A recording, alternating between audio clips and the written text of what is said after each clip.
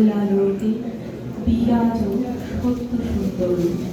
শুভ সকাল সকলকে নমস্কার, প্রণাম, শুভ সুস্বাগত। ধন্যবাদ।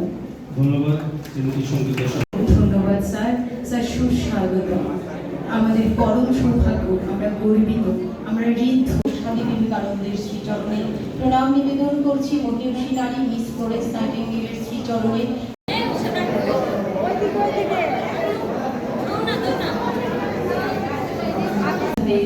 এখানে আমরা স্বাগত জানাচ্ছি, আপনাদের ধন্যবাদ জানাচ্ছি। এই পৃথিবীকে আমরা সকলে অসুস্থ হলে ব্যক্তি ত্যক্ত হয়ে যায়, নর্মাল আদমি তো ত্যক্ত হয় না। যখন ত্যক্ত থাকবে, ডিপ্রাইভ থাকবে, তো সে সাধারণ বিহেভিয়ার করবে না।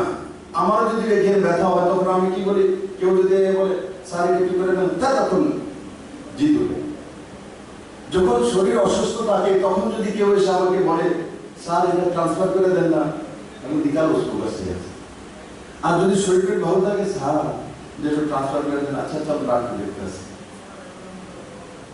তো পেশেন্ট যখন আসে, নার্সেরদেরকেও দোষ দেওয়া নয়, ডাক্তারদেরকেও দোষ দেওয়া নয়। যে অসুস্থ আছে মানে কি সে অসুস্থ, সুস্থ নয়। সুস্থ মানুষের মতো ব্যবহার করবে না হসপিটালে 100%। তাহলে হসপিটালে কেন আসবে? আরে পা ভেঙেছে তার জন্য এসছে, তো সে সুস্থ মানুষ না। পা ভেঙেছে তার জন্য চিৎকার করবে, তার জন্য তার শরীরের মধ্যে ত্যক্ততা তৈরি হবে। বোঝা উচিত পেশেন্টকে, পেশেন্টের পরিবারকে, আমি সমাজ ব্যবস্থা করব।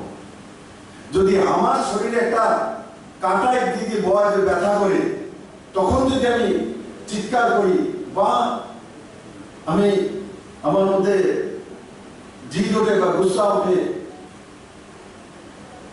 তখন কেউ 102, 103 জ্বরে ভুগছে, তার মধ্যে ত্যক্ততা আসবে না।